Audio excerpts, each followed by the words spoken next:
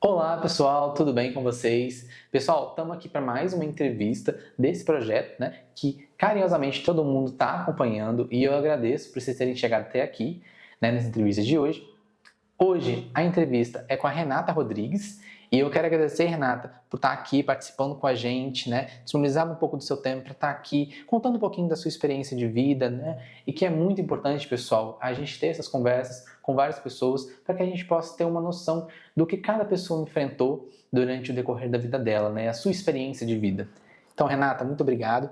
E pode se apresentar também para o pessoal.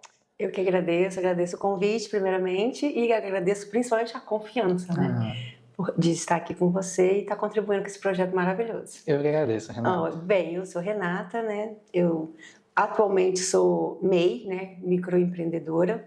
Eu tenho uma loja de artigos religiosos, né, onde tem confecções e vendas de produtos religiosos. E a vida toda, né, durante 24 anos da minha vida eu fui professora, né, de línguas. E atualmente eu só estou mesmo no mercado de empreendedorismo agora. Ok, obrigado. Bom, pessoal, como todos vocês sabem, né, pelos outros vídeos que vocês já assistiram, aqui a gente vai fazer 5 perguntas para a Renata, que tem como resposta, né, a opinião dela também, mas a vivência que ela tem. Então, já vamos para a primeira pergunta, tá bom, Renata? Sim. Então, vamos lá. Renata, você se lembra de quando começou a entender a sua identidade de gênero ou orientação sexual? Como foi esse processo pessoal dentro de uma cidade como Alegre? Né, a gente já havia conversado antes e eu te expliquei um pouquinho, né, sobre como que a gente classifica, né, essa identidade de gêneros, sexualidades, e você é uma mulher hétero cis, né? Quer dizer, então, que você se identifica com o gênero que você nasceu, que é o feminino, e também é uma mulher hétero porque você gosta de homens, né? Você gosta do sexo oposto. Como que você sempre se entendeu assim, Renata? Ou você já chegou durante alguma fase da sua vida tentar ter experiências diferentes ou nunca passou pela sua cabeça? Bom, eu desde criança, né, desde os 6 anos de idade, foi onde eu descobri a minha sexualidade, né, o toque no meu corpo, né, todas as sensações prazerosas e tal. Comecei com 6, 7 anos e sempre me identifiquei, né, com mulher mesmo, hétero, e nunca em nenhuma fase da minha vida eu tive nenhum posicionamento assim contrário a isso, até porque dentro da nossa sociedade, desde a da época que eu nasci, que foi na década de 70 em diante, sempre vivi numa sociedade muito conservadora, então a gente não tinha muita abertura para estar fazendo nada, nem muita coisa, né? Então a gente seguia um padrão, a gente seguia aquele conservadorismo todo e tinha que viver, né, naqueles regimes, né? A família era muito assim exigida socialmente a ter uma postura na sociedade. Então, a partir daí, nunca percebi nada que tenha sido diferente na minha vida. Sim, entendi. E como você falou, né, foi um processo que ele foi muito engessado, né, porque nossa sociedade de outra época, com outras coisas, né, e como você tinha falado também, né, uma sociedade que ela era engessada, né, vamos colocar assim, onde você tinha que seguir, né, uma cartilha, né, então foi complicado para você também, né, mesmo como mulher hétero cis, expressar, né, o seu gênero, que é o feminino, porque nessa época as mulheres ainda sofriam uma pressão muito grande, né, do patriarcado, de homens, né, daquela época, que os homens daquela época eram antes ainda da sua época, né, então eles tinham uma cabeça ainda bem mais fechada, né. Exatamente, eu fui criada para ser uma menina de família, né? O que é ser uma menina de família? Aquela menina que vai casar e vai ser dona de casa. Então, a época que eu nasci era ainda essa época de regras a serem cumpridas socialmente, né, politicamente corretas, e quem escapasse desse roteiro estava fora, era discriminado, era julgado, né? Então, isso até ocorreu com a minha vida, né? Na minha adolescência, na minha juventude, eu cheguei a passar por preconceitos sociais por conta de um padrão não aplicado corretamente, né? Eu engravidei com 17 anos, né? Fui basicamente mãe solteira, perdi o filho com 9 meses, né? Foi uma gestação complicada. E então eu passei por muitos perrengues, muitos julgamentos, muitos preconceitos, porque a sociedade era muito conservadora nesse sentido de constituição familiar, né? Então a base da nossa educação basicamente era escola, igreja e família. Se alguma dessas instituições tivesse algum problema, você não estava dentro do padrão social exigido. Então, isso acarretava na mente das pessoas um juízo, né? Eles julgavam muito a gente por nossos comportamentos, por nossas escolhas, né? Julgavam a própria família, a falta de informação, né? Então era muito assim, nesse sentido. Uhum. Entendi. Vamos passar então para a segunda pergunta? Sim, claro. Vamos lá então. Quais foram ou ainda são os maiores desafios que você enfrentou por ser quem você é, vivendo em uma cidade do interior? Bom, isso já pega um pouco do que você acabou de responder, né? Sim. Os desafios que você enfrentou, né? Como você citou, você foi mãe muito cedo, né? Engravidou muito cedo, passou por tudo sozinha e, felizmente, né? Veio a perder também a criança e enfrentou todo o preconceito que a sociedade na época, né? Jogou praticamente em cima de você referente a esse fato da sua vida, né? Sim, porque se você está dentro do padrão correto, a maternidade é vista como uma coisa maravilhosa, sensacional. Se você não está, aquilo é uma coisa assim, uma tragédia na sua vida. Foi mais ou menos o que aconteceu comigo. E a partir daí eu segui minha vida, né? Sendo muito cobrada por todo mundo, né? Pelos próprios membros de família, né? A gente é cobrado porque você vai ser espelho para os seus primos, para os seus irmãos, enfim. E eu era filha única, então eu tinha uma carga de cuidar de tudo, basicamente. E sendo mulher, isso é muito difícil, né? Numa sociedade, digamos, machista, conservadora, que ainda está estudando, ainda está se moldando, né? Sim. Até hoje a gente vê esse tipo de coisa. Então, e se é difícil hoje, imagina antes. Né? É isso. Beleza, Renata. Vamos então para a terceira pergunta. Na sua opinião, por que é tão importante que existam espaços de fala e escuta sobre gênero, especialmente em cidades pequenas? Pois é, eu não digo só cidades pequenas, eu acho que cidades em si, né? A gente está hoje em dia vivendo num mundo onde a expressão, a liberdade, as leis, né, estão sendo mais politicamente aceitas, porque é uma lei, né? A liberdade do ser humano, né, é lei, você ser livre, você fazer suas escolhas. E hoje em dia isso está sendo mais fácil, porque hoje em dia as pessoas estão tendo mais voz, estão tendo mais espaço para estarem buscando a sua felicidade, seja de qualquer gênero, seja de qualquer tipo, e seja de qualquer escolha, né? Então, tudo fica mais fácil. E numa cidade pequena também é assim, a gente se molda muito pelo que a gente vê na internet, pelo que a gente vê nas novelas, pelo que a gente vê no dia a dia, né?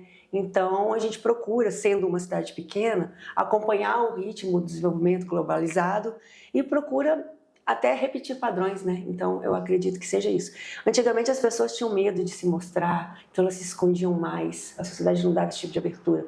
Hoje em dia, não. Hoje em dia, as vozes estão sendo ditas, né? Não só em relação a gêneros, a todos os outros tipos, né? A raça, né? Culturas diferentes, religiões.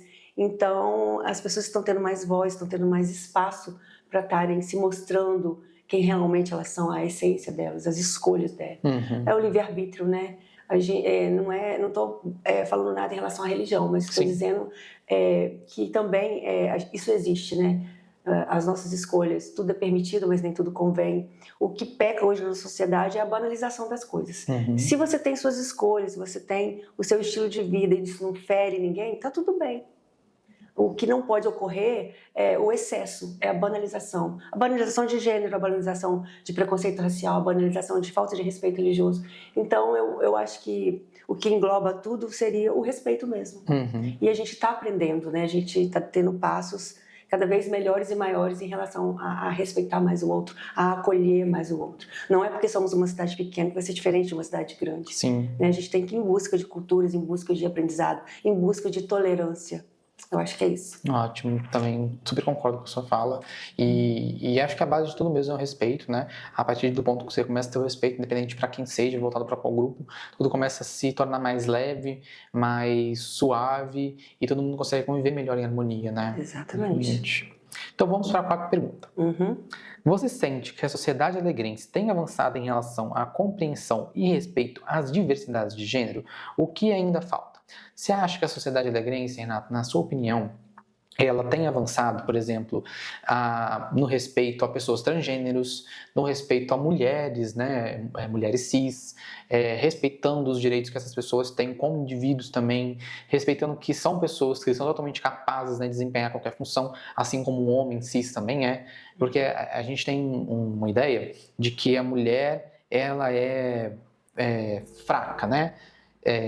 E há estudos, né, de que dizem de que forma biológica, né, a mulher ela sim tem uma questão de força menor do que o homem, né, no caso força biológica, mas a gente sabe que na sociedade isso não quer dizer tudo, né, na verdade não quer dizer quase nada, porque hoje em dia a mulher, ela é, bom, vamos botar assim, em muitos aspectos ela é muito mais capaz que o homem, né, ela consegue manter a calma melhor, ela consegue realizar diversas atividades ao mesmo tempo, melhor do que um homem, ela consegue às vezes gerir algo muito melhor do que um homem, então a gente, na sociedade, só força biológica, né, os conceitos biológicos, eles por si só não valem muita coisa.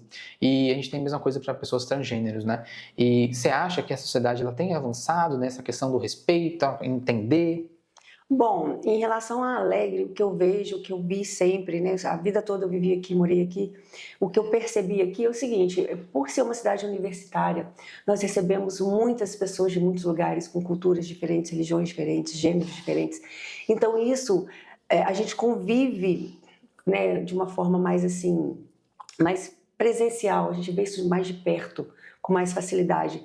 Então nós temos, né, por ser uma cidade pequena, de interior, e uma sociedade conservadora, nós temos o lado das pessoas que são conservadoras e temos as pessoas que acolhem mais, né? E estão mais dentro desse padrão. Então, o que acontece?